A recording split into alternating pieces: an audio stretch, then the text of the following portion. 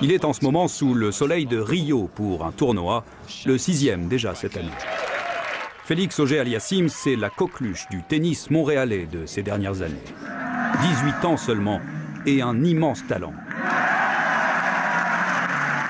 Formé au Centre de Tennis Canada, au Stade IGA, il est depuis cette année résident fiscal de Monaco.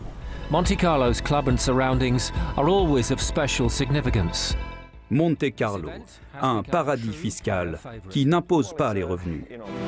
The casino, the club. Mais c'est aussi un paradis pour les joueurs de tennis.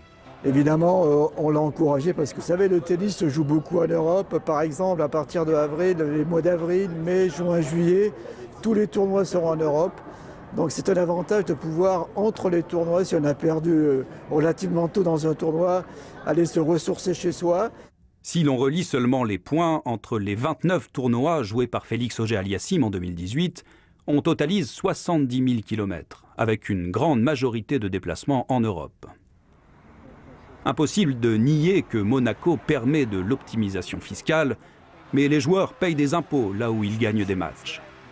À Wimbledon, par exemple, ils laissent à l'État 50% de leurs gains, 15% de ce qu'ils gagnent en France, ou encore 30% à l'US Open, tout comme chez nous.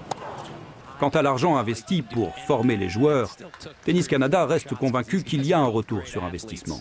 Nous, on a un centre d'entraînement, mais à partir d'un certain niveau, et c'est le niveau de Félix, ça manque un petit peu pour Félix de partenaires d'entraînement. Et puis, au niveau du retour sur investissement, il représentera le Canada à longueur d'année. Et Félix Auger-Aliassime est du genre à redonner.